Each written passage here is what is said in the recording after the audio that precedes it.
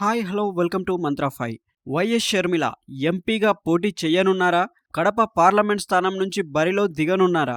క్షేత్రస్థాయిలో కసరత్తు ప్రారంభించారా అంటే అవుననే సమాధానం వినిపిస్తుంది. జరుగుతున్న పరిణామాలు ఈ అనుమానాలకు బలం చేకూరుస్తున్నాయి. ఇటీవల షర్మిల కాంగ్రెస్ పార్టీలో చేరిన సంగతి తెలిసిందే.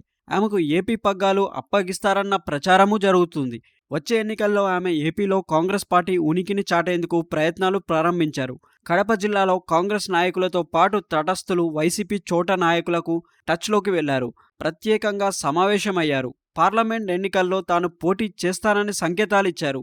అదే కాని జరిగితే కడప జిల్లాలో రాజకీయ సమీకరణాలు శరవేగంగా మారే అవకాశాలు కనిపిస్తున్నాయి. వైసీపీ సిట్టింగ్ ఎంపీగా వైఎస్ అవినాష్ రెడ్డి ఉన్నారు.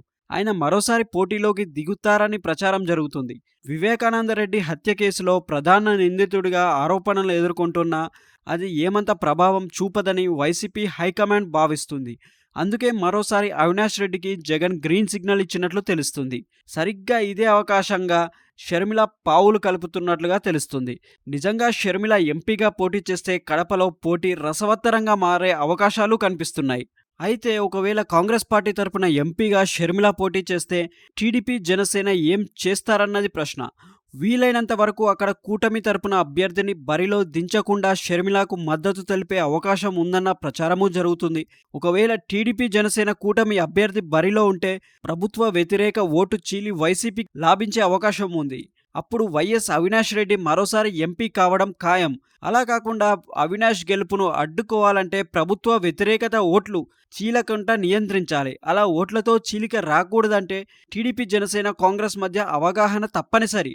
అయితే ఆ మూడు పార్టీల లక్ష్యం జగన్ ఓటమి. అందుకే అవినాష్ వ్యతిరేకంగా మూడు పార్టీల చేతులు కలవక తప్పదు.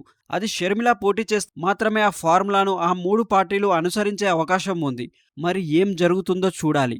మరిన్ని ఇంట్రెస్టింగ్ అప్డేట్స్ కోసం మా ఛానల్ని లైక్ చేయండి, షేర్ చేయండి మరియు సబ్స్క్రైబ్ చేయండి. Thanks for watching.